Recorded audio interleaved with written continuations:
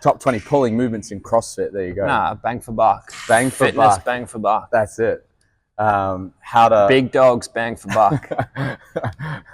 How to pull bitches. Yeah, welcome to Big Dogs Bang for Buck, where we rate movements based on 3 protocols. Protocol number 1, how fun is it in a workout / strength scenario? Protocol number 2, how practical? Do you need a university degree to perform it? And number 3, how effective is it for adaptation? Yeah.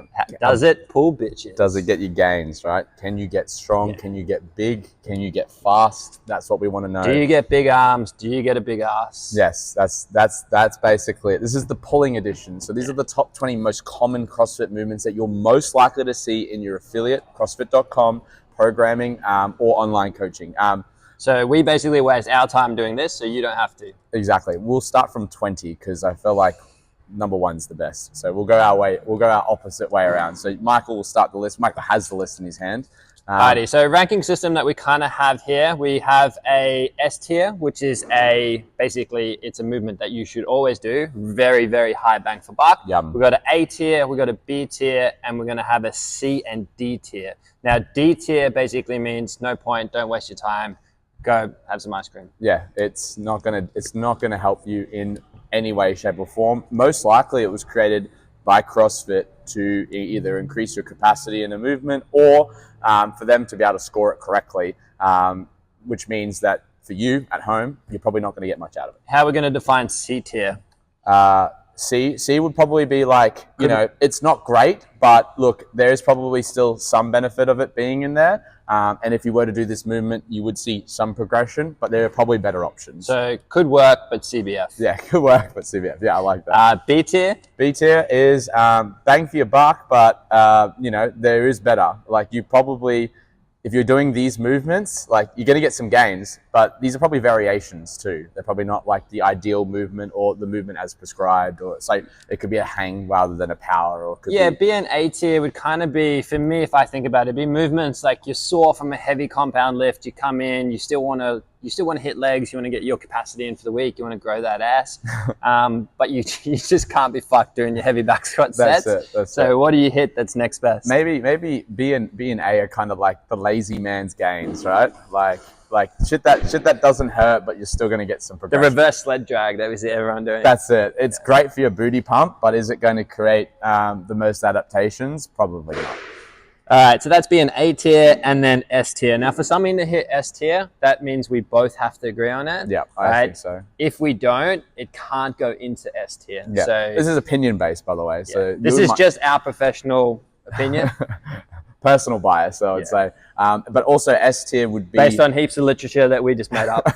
S tier would also mean that those 3 criteria are met. It is a fun movement, it doesn't require a university degree to perform, and it is optimal for adaptation. So I think that's a pretty good way to start the video. All right, now video number 1, we've just selected 20 movements that we see quite commonly in our scenario. So we coach a lot of mixed modality fitness. You can define this CrossFit. We just define it as different workout every day of the week. Yeah. Now, this one here, number 20, rope climb. Now, we're going to go legged rope climb. So using the legs to assist yourself on the ascent and the descent phase of the movement. Ooh. This is a good movement, I think, as it has a functional capability.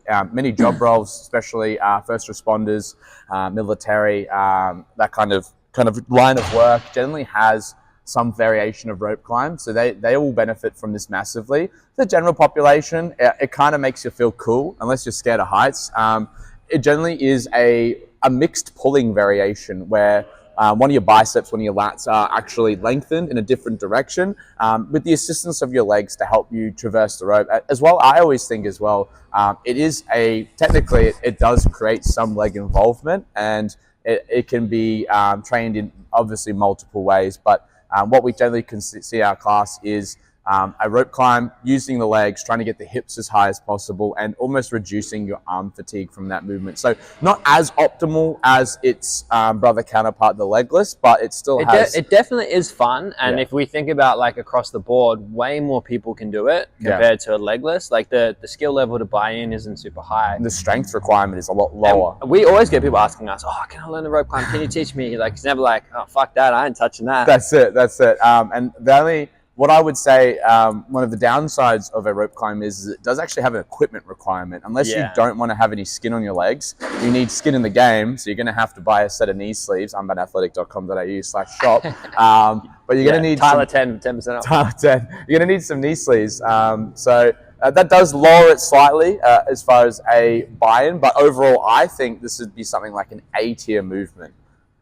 Yeah, I'm not quite an A-tier movement. The only reason I'm going to say that, I was thinking B-tier movement. If the gym hasn't cut the ropes to the right length and you got slack on the ground, it can be a bit of a risk. Yes. On the other side of the coin, some gyms don't have a 7-foot roof or an 8-foot roof, 8-meter roof, 7 foot. Jesus, half people wouldn't even get in the door. Yeah. But yeah, they don't have an 8-meter ceiling. Like, they're probably a little bit limited, and they just have a conventional ceiling. So in terms of like function and how practical, I think the gyms might be a bit restricted. Yeah. And that's the only thing that keeps it out of the A tier for me. Well, I agree. Also, some of them don't actually have proper settings on the top of the rope. So I've seen videos where people have been able to unclip the rope when they've gone. And from a coaching point of view, when you put a new rope up and you have to mark the lines, and you climb up there with spray paint in your pocket, it's not fun for us, that's for sure. So I think I agree. I'll change my result. So B tier on rope climbs. All right, 19, the Devil's Press. I'm just going to go straight out here. I say fucking F tier. I hate this thing. But, it's in the name. For me, I'm not a fan. Anytime I see Devil's Press, I really have to force myself to do that workout. It's a good compound movement if you are short on equipment choices and I guess space as well. It does have a lot of moving parts. But as far as a fun component, it is definitely an F-. It is absolutely horrible to perform at high rep ranges and at heavy weights, especially if you also added dual dumbbell variation. Single arm devil's press, not so bad, but dual dumbbell devil's press, which is the one that's programmed in here, is a horrible variation. It doesn't, I mean, in its defense, it doesn't have a high skill level. No. Like, it's just one of those movements that's just hard. Yeah, it's hard, it hurts, and adaptation-wise, there is better variations that will allow you to lift more load and potentially have more time under tension. I'd probably rate this one a C. I agree. I'm 100% C. I don't think it's still has its functions. Like, you run a single dumbbell version. It gives you some anti-rotation stuff, working through some hinge mechanics. Plus the get down, get up element will help people with their breathing, blood pressure regulation in those scenarios. So like, there definitely is some function to it. It just sucks. But yeah, you see the science-based community rag it all the time. Any combination movement is never going to perform well. I've never seen anyone do a study on a devil's press. No, so. No, that one's C tier for devil's press. All right, 18, sumo deadlift high pull. Now this is one that Tyler hates. Oh God, if you've ever done the CrossFit level 1 course, or even level 2 for that matter. 2 hours of sumo deadlift high pull. 2 hours of sumo deadlift high pull, and no matter how skilled, high level you are, you'll never get it right in their eyes. It is the worst movement to do in a workout. It is the worst movement to perform for a new person, as there is so many moving elements. I thought a snatch was hard to coach. You try and coach a sumo deadlift high pull, you're gonna have all sorts of things going wrong. Grips that are too wide, grips that are too narrow, feet that are too narrow, feet that are too wide. People starting to pull the bar early before their hips extend. People extending their hips and not pulling the bar, forgetting about the high pull. Rounding their backs, hitting their teeth on the bar. It's hard to load. When you come back down, you can't keep it stable. It just always rocks the ground.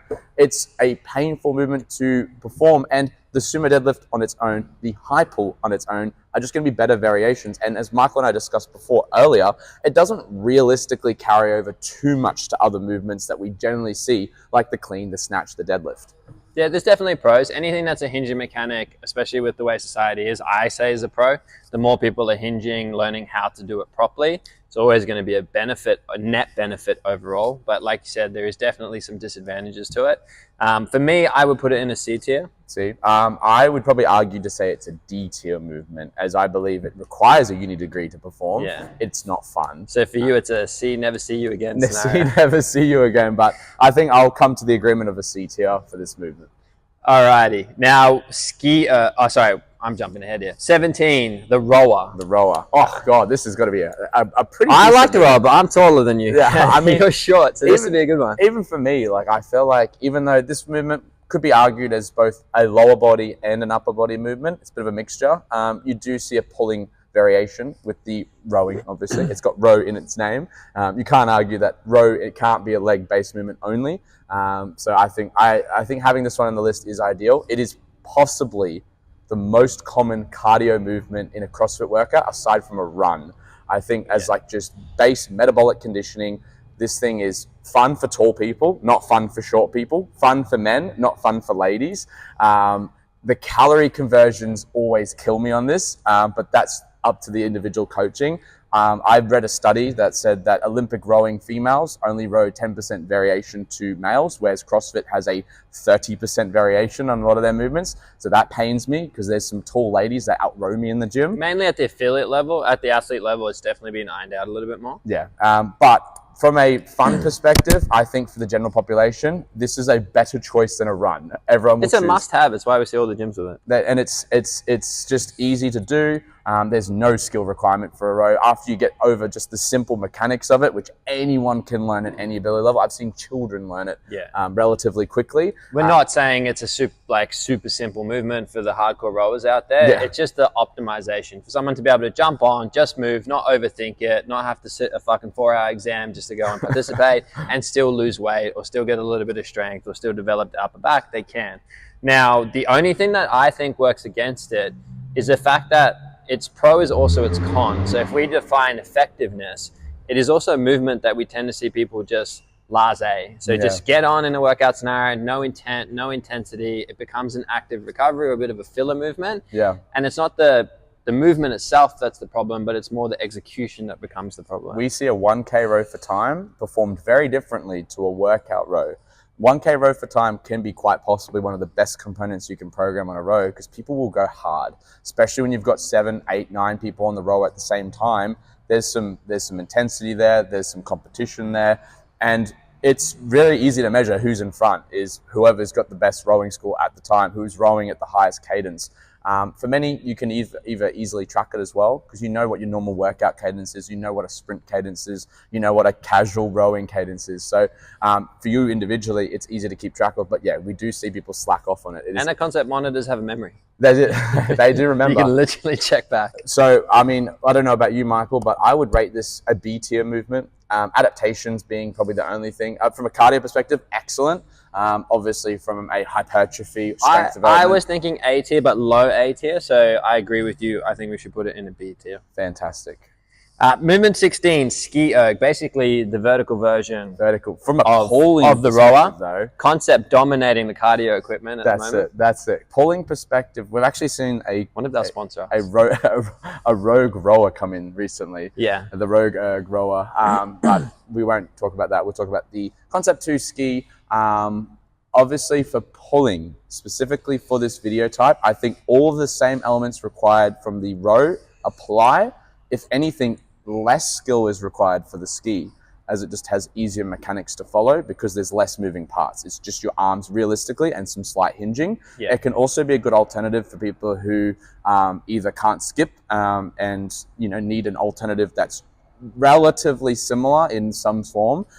It gives them still some arm work. It gives them still the ability to move. And we've seen injuries from like lower back injuries being able to recover by using skiing as a lower. You use great rehabilitation to get some volume in that hinge mechanic. And for me, like if you're tall, it's good for you. So S tier. Yeah.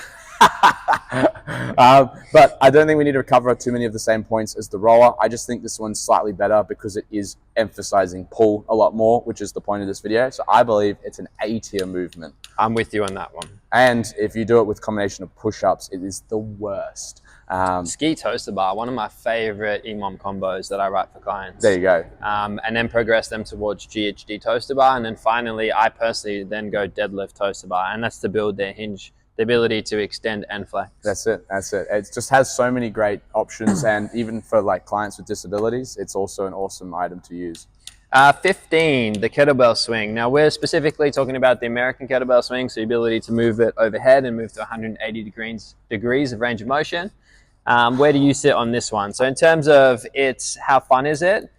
It's pretty fun. I think it's probably in the middle. Yeah, moderate. It's not a terrible movement. It's not sexy. You don't see people posting all their kettlebell swings? For beginners, it can be a bit controversial. If they don't know how to hold onto the kettlebell correctly, they don't know how to maintain tension overhead, you generally see it get overhead and then drop on itself, or it goes behind them. So the skill requirement is probably a low to moderate tier. It does require some skill and some coordination. You'll see the same thing on the hinge on the way down. They'll just allow the kettlebell to take them for a ride. It is kind of hard to teach someone new, which is why, and from a adaptation point of view, the Russian is just better every time, in my opinion, for most things. Hypertrophy and even just for the ease of learning, able to load more weight on Russians. You can realistically target your glutes a lot better. And obviously you're increasing your ability to create hip extension. Great for the bedroom. Yeah, great for the bedroom. But when we are talking about American swings, I believe they came into popularity through CrossFit, because it was the ease of ability to count reps overhead, which then also became controversial because no one knew where lockout was, and there was very specific points. So, and it works well combined with other movements. Like, it does play well with others. Yeah, I wouldn't say it's a bad movement. I just wouldn't say it's the most optimal. B tier for me. Yeah, I think Russian swing would rate higher, but it's just not seen in CrossFit workouts as it's harder to standardize. So yeah, I'd probably agree. B tier for kettlebell swings, American style. Alrighty, 14, the ring row. Now this one is probably a very underrated movement. We've coupled this with a lot of movements. We personally both like to write horizontal pressing and horizontal pulling together. Yes. And it's a good opportunity to get some high volume through some of those stabilizers and make them a little bit more enduring through the upper back. It generally tends to be used as a modification for pull-ups. But I'm actually very fond of this movement in programs. For me, I'll jump straight to this is a B to A tier. Yeah. We'll talk and discuss that. In terms of how fun, that's very low. It's not fun. It's boring. No one's building their fucking Instagram channel or OnlyFans around ring rows. And it fucking hurts too. It doesn't matter what level of strength you are, whether you can do 50 unbroken strict pull-ups or you can do 0. It sucks. I think adding a foot elevation for those guys who are a little bit more advanced, going archer rows as well, it's a single arm variation. It's so fucking hard. There's ring T outs, ring Y outs, like ring dips. Like rings are very, very versatile. We're obviously just talking about the ring pull up here. Or ring row. Ring row, sorry. The only thing that ranks it low here is it is just not very fun to do. So boring. And you do need to do relatively high volume a lot of the time. Yeah. It's practical, very practical. You require 0 to no skill to be able to perform it. You just need a little bit of grip strength, and you need to be able to slide your feet underneath your body. That's it. Even some of my most beginner clients who have no upper body strength can perform this in some variation. And from a adaptation point of view, it's excellent. It's what is going to help build pull-ups, and it's going to train unilaterally. So both arms are going to get equal stimulus. You're not going to favor one side. So B to A for you then? I think this would have to be a B tier. The fun element is what really kills this one. Yeah. Other than that, definitely a high A tier. Probably our highest ranked movement so far if it was a little bit more fun. Yeah, I agree. Maybe if it was neon fluoro rings. Maybe if at the end of it you got a high five. Yeah. No one cares about ring rows. All right, 13, dumbbell snatch. Probably one of the most common movements that we tend to see in CrossFit. Very easy in terms of setup, very easy in terms of teaching. Good lead up movement to other movements like the snatches if it's executed properly. Yep. It's definitely fun. Even the open where we had the stupid fucking 100 odd reps, 50, 40, 30, all the way down, whatever it was. I think it has something to do with alternating. I think alternating dumbbell snatches are just so interesting. They don't, no matter how many reps you do, it just that coordination element of changing hands overhead or changing hands at your shoulder just keeps you more engaged throughout the movement. You have to pay attention. Yeah, you're not going to drop it on your head, right? Yeah. The ability to perform it relatively easy. It has an anti-rotation element, a little very small one, but it's still there. Yeah, you get to target your unilateral. And anyone can do it at any level. My child clients are the ones who are really focused on doing dumbbell snatches. It's hard for them to do a barbell snatch as the beginning weight is 8 kilos after the PVC pipe. So a dumbbell snatch at 4 kilos is optimal for them. And from, I would say, adaptation side, you can go pretty heavy on a dumbbell snatch. Like 50 kilo dumbbell snatches have been programmed in CrossFit workouts, whether it's squat, power. Yeah, you can use it for endurance, you can use it for hypertrophy, you can use it for power development. That's it. I've seen it with every. Very versatile. Dual dumbbell snatches become even more challenging. It's full body. That's it.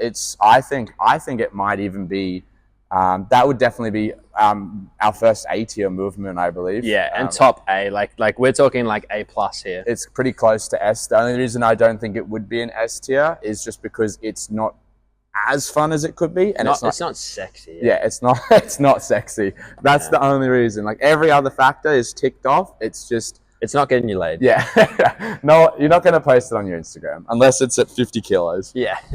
Alrighty, we'll move into some barbell movements now, spice things up a little bit. So number 12, hang power snatch. Oh, that's going to be a good movement. Yeah, I do like a hang power snatch. I'm not great from the hang. I won't lie. I think for many the hang power snatch is a little bit more complex than the power snatch from the ground. I just think people in a workout sense fuck it up more.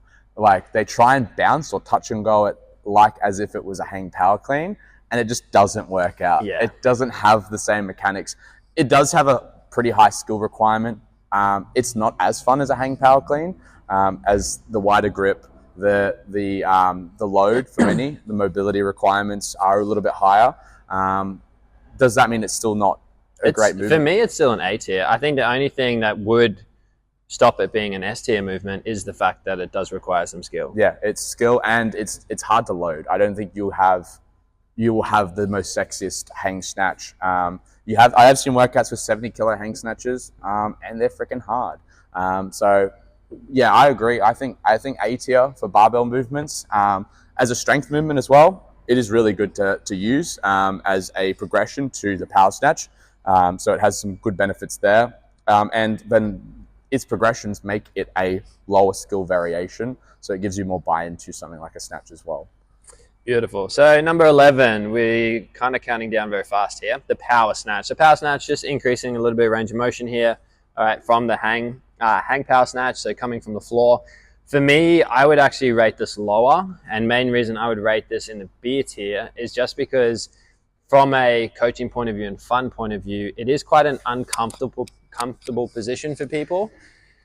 In the bottom, you do tend to see the rounded back, you tend to see some rush starts, and it can create some headaches. Not necessarily from a coaching point of view, like we love coaching. It's more for the athletes. It can be quite frustrating. Yeah, I mean, nowhere near as hard as the squat snatch, which isn't on this list, but it is definitely a much higher skill requirement. It is very sexy though. I think it'd be a very high B. I would agree. Not an A, but very high B because and we don't mean like a pulling early kind of power snatch. Like we're talking about like a clean, like good timing, sexy power snatch. It's hot. It's good, and it's the transition for a squat snatch, which is what we tell all the athletes. A bad power snatch is a good squat snatch, right? Exactly. So it's just one of those things, but it does just require too much skill for the beginner to get into it. So if you're going to choose this in a workout, it's just going to frustrate you. You're not going to be able to go as heavy, and it might not be the most optimal movement.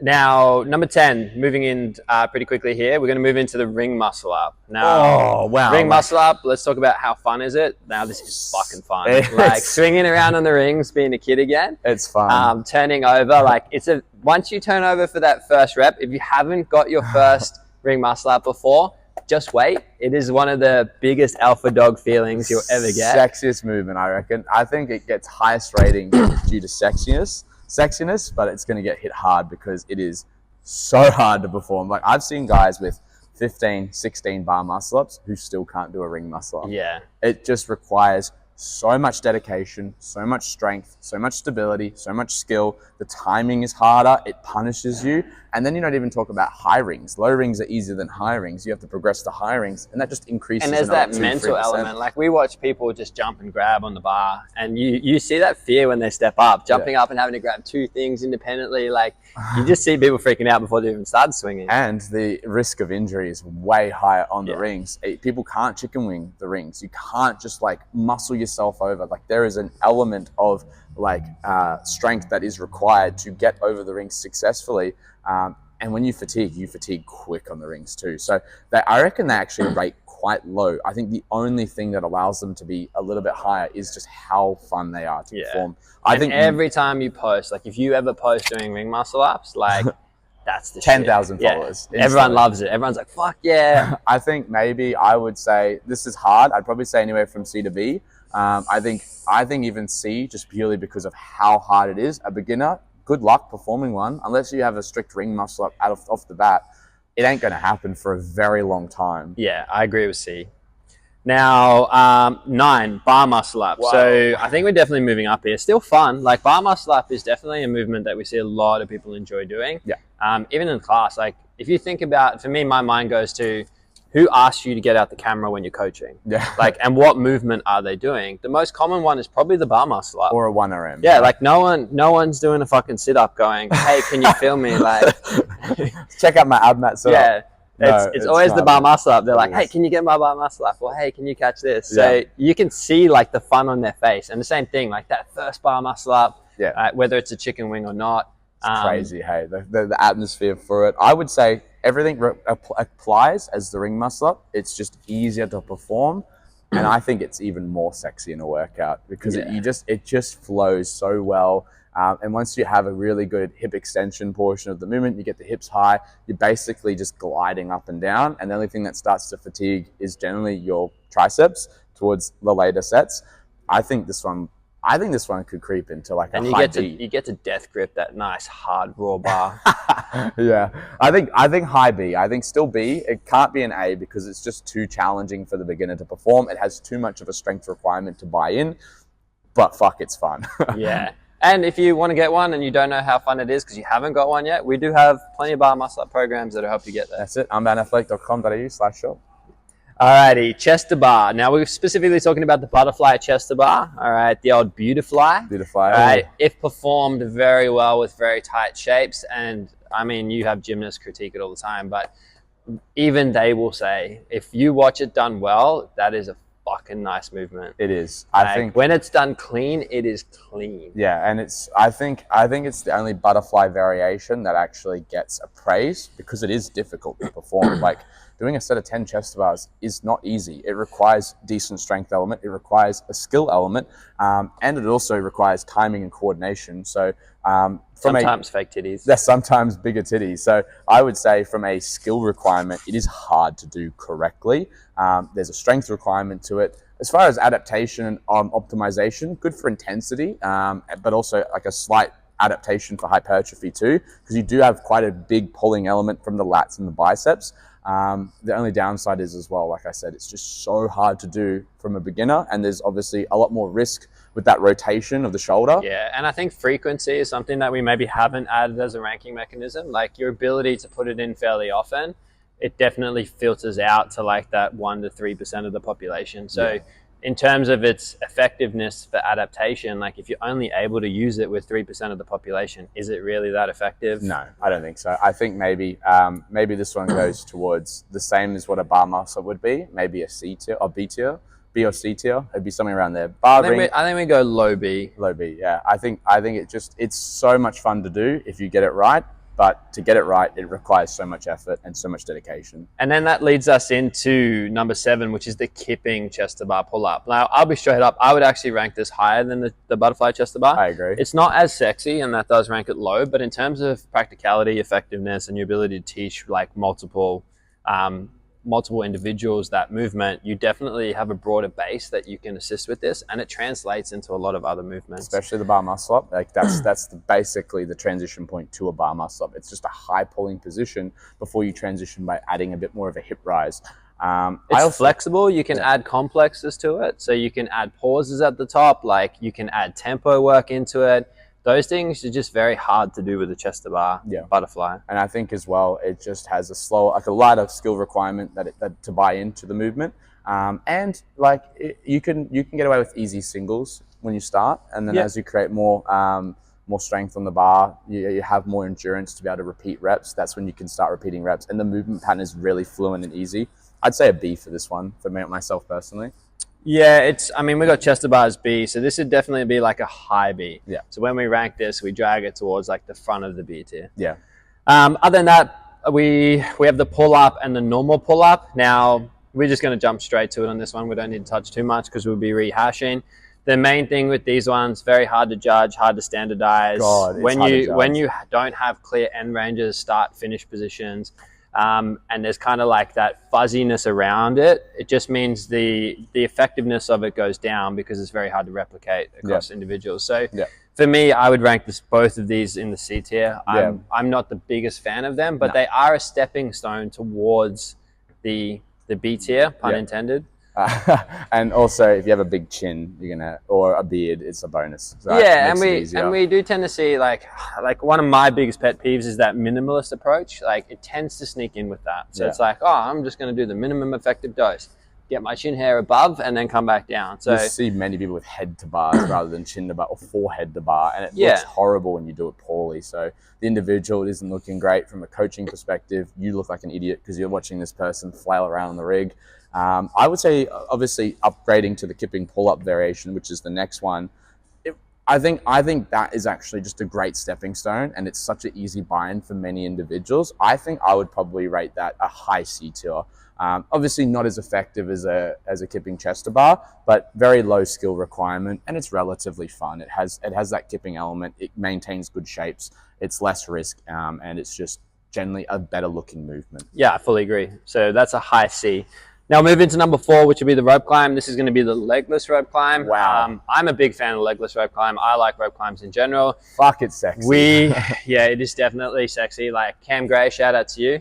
But if you watch that man do legless rope climbs, seeing someone climb 15 foot in 2 to 3 hand movements, it's almost turns me. It's bad. It's I've seen it in person in a competition setting, and it made me cry. We had 10 legless rope climbs each, and he was doing his in under 2 pulls. It took me 6 to 7, and we had to alternate. So I was getting absolutely roasted on that rest period. So to be tall, I think it would rate higher. If you are over 6 foot, legless rope climbs are your friend. If you are under 6 foot and you're female, this is a very challenging movement. Yeah. So much upper body. I don't even think the skill requirement is necessarily as high as the legged version. It's more just the strength requirement is high. So, and we're not necessarily defining strength as skill. So it's like, yeah, the learning curve isn't massive for a legless. It's just that development phase for females tends to be a lot slower. So much higher. I think for practicality, the amount of people in the class doing a legless rope climb is going to be that same 1 to 3%, very low. You're likely to see people even get to the exact height of 15 feet. And same idea as before, gyms won't have the ropes high enough for that. But that being said, it is great for adaptation. And if you can do it, holy shit, it looks good. It's a very practical, very functional movement. For me, it would be sitting in the B tier. Yeah, I would agree. Just the skill requirement is just far too high from a strength perspective. That's what's probably separating it from an S tier movement. If it was easier to do, it would be one of the best. Number 3. Now, this is probably a bit controversial. Like, we'll put our professional opinions with all our research that we did on this one. But number 3, the deadlift. The main reason this is controversial is we say that because it's a movement that you'll commonly hear people say, I'm not deadlifting because it hurts my back. Yeah. Or I hurt my back deadlifting, I'm never deadlifting again. That's it. This is very practical, very functional, highly rated movement in my opinion. Yep. Most of the rehabilitation work that we do with clients, they're deadlifting. Or some variation, Romanian. They need sumo. to learn to overcome the deadlift because that constraint, once they've overcome it, we know that they've built the prerequisites to have a strong enough midline to support their back. So it gives us so much feedback, and it's a really good tool for building people back up. So functional too. Yeah. Like you deadlift so much in life. I think just the social stigma around it. Like deadlifting is bad, and it's just bad because people have just got lazy with it. And it's so easy to perform poorly too, right? Because you can just grip and rip, pick up and go. And it's the skill, it's the buy-in and the skill that's been its downfall. Like the deadlift itself is a fucking beautiful movement. Yeah, I would say from my background with a lot of powerlifting, I would say out of the 3 big lifts, it is the easiest to perform. Yeah. A deadlift requires the lowest amount of skill, as long as you have the understanding to brace, you have a great setup position that is ideal for your mechanics. You have a bunch of the cues, pull the slack out of the bar, midfoot over the bar, crown of the head to the ceiling, and making sure that you're pushing the world away with your feet rather than pulling with your arms. 9 times out of 10, it's going to move well. As long as you're A, not lifting too heavy for your current ability level, and B, you get a lot of practice on the skill. You're not just deadlifting really, really heavy without any skill practice prior. It's a great movement. The only issue I see with it in CrossFit workouts is it's very easy to grip and rip that first rep. I believe touch and go reps are the easiest to perform. Like you see powerlifters dead stop versus touch and go. Touch and go, the only rep you require to pull the slack out of the bar and have good tension is the first one. Once you've got it off the ground, you just maintain that nice tight lat position, keep it tight to the body, and make sure you actually bend the knees towards the bottom and maintain that vertical shin angle. Like, the deadlift feels really good. Mixed gripping too, I'm a big fan of alternating that, and you'll see time and time again people picking up one way the whole time. They're just going to overdevelop one side of their body versus the other, which isn't ideal. That being said, hypertrophy, it's relatively okay. You can progressively overload the crap out of it. Great translation to the squat. It's super effective for endurance, for strength, for power. Basically every modality has some variation of pulling from the ground in a deadlift form, whether it's Olympic lifting, powerlifting, CrossFit, strongman, even like some high power athletes that do running, hurdles, things like that. They'll do some variation, hex bar deadlift, 12-inch deadlifts. Like, there is some variation in there.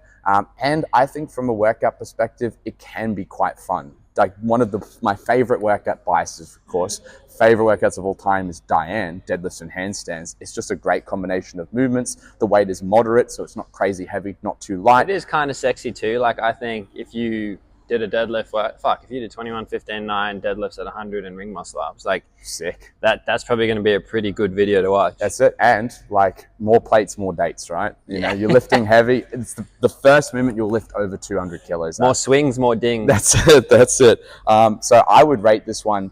It's a hard one. I think just purely because of the stigma behind it, it would not get S tier, but I would rate this definitely very high A+ tier. Yeah, I'm with you on that one. Alrighty, now we'll move into 2 and 1. So 2 and 1, we're getting close, very close. Last two. Number 2 is the hang power clean. So we still have that pulling movement, which is coming from the floor. We rated the hang power snatch very high. Yeah. Hang power clean, I feel like we'd be doing a disservice if we didn't rate that very high too, considering it does tick a lot of the boxes and it does have a reduced skill level. So that works in its favor. Yes, I think for many, they could, especially early on the beginner phases, they can actually hang power clean more than their power clean from the ground. The CrossFit bouncing element does make it really fun if you know how to do it. But even then, cycling hang power cleans in a workout removes the hinging element, like that really big hinging element from the ground. It allows you to do multiple repetitions. Re-hook gripping every time makes you feel like a badass. You generally can load it quite heavy. The best CrossFit workout of all time, in my opinion, DT, has 9 of these at a relatively heavy weight. And there's always a format for it. Like, there's this like 11-1, 8-1, and then 6 variation for the DT workout where you do 8 hang cleans, reset, and then do 1 into a shoulder overhead. It is so much fun. I think it's one of the funnest, lowest skill required movements that has the biggest adaptations to it. I definitely agree. I mean, for me, it would be an A+, not quite an S tier. The main reason I say not quite an S tier, I suppose, is just the fact that, like, in terms of execution, I'm a bit torn actually. I don't know whether to rate this one the S tier or the next one the S tier. It's hard. I think for me it's an A tier, A+ tier, and it's just short of S tier, only because of the fact that it's just not, like, the top end expression just isn't as rewarding. No, and I think you'll see a lot of sport specific athletes will avoid this movement or maybe potentially perform movement number 1, which we're going to cover in a second. Not as effective, yeah. Yeah, and I think as well it can be fucked up more, right? You can't get as much load on it in a workout as you can't perform it in singles. You have to deadlift it off the floor every time. It becomes less efficient, so it requires you to hang on more. Grip fatigue can become an element that will neglect your ability to be able to perform more reps at a higher weight, and it does hurt your thumbs. So yeah, you need a lot of thumb tape. I think A+ definitely. Very, very close to S tier, but just not quite there. All right, so last one we have is power clean. Now, for me, this is, like, we've programmed this to give you guys some context on a Monday now for 2 years straight. To get people to show up. The reason is every time, so we track all our data, every time we fucking program power cleans on a Monday, we have very high show rates. And people that train on a Monday tend to train Tuesday, Wednesday. So they tend to get 3 to 5 sessions in a week. So that concept of Monday being the most important day definitely is something that we've capitalized on. So for me, like, it's fun. You get to go heavy. We use it for strength and conditioning athletes. It doesn't have a huge barrier to entry. No. I mean, we're able to teach people the power clean, or at least the basics around the power clean, within 1 to 2 sessions. Yep. It doesn't necessarily have a limit on like what age. You can teach it relatively young. You can teach it relatively old. There can be some mobility restrictions, but they're not hard to overcome. Like, no, we've run 10-minute progressions where we've had 60 to 80% improvement in rack position. Yeah. So again, like, it's not hard to address that constraint. So for me, for that reason alone, and just the feeling, like, one, it's sexy when someone hits a fucking heavy power clean, like, makes you feel good. Yeah. I mean, all the boys comment and slide into your DMs if you hit a heavy power clean. That's it. I think as well, like, easy to load. It's easy to perform in a lot of cases. It's so much fun. Like, doing a heavy power clean strength component, the best. Doing heavy cleans in a workout between that 80 to 100 kilo range in singles, so much fun. Like, you don't need to cycle it as much, but you can cycle it, like, if you need to. Touch and go power cleans, freaking awesome. Yeah. Like, it's just easy to progress. It's easy to track. And from an adaptation point of view, it will make you more explosive. You see time and time again, those NFL athletes, you see sprinters doing power cleans. Obviously, all the top CrossFitters love power cleans. It's just one of those movements that I think creates more buy-in to CrossFit. Once someone's done a power clean workout, they're staying. They're sticking around. Yeah, for sure. They won't go back to their normal gym. The ones who like the snatching, they drop off and they go to Olympic lifting. Yeah. The ones who like deadlifting, they drop off and go to powerlifting. That's it. But yeah, you tend to see the ones that like power cleans tend to do a little bit of everything. That's it. And I think one of the best workouts of all time is simply just 50 power cleans for time. It's called like Big Bang. It's at like 100 kilos for men, 70 for ladies. Obviously, no buy-in for beginners, but it is just so much fun because it requires you to combine conditioning with strength. Well, there you have it, guys. Our first S tier, and that concludes this first video for us on our bang for buck ranking system. If you enjoyed this, just leave a comment. We'll do more of these for you guys in the future. Yeah, and if you have an opinion about which movement you think should have been S tier, please leave it in the comments down below. Be sure to subscribe to our channel. We'll be posting videos every week, and we'll see you guys on the next video.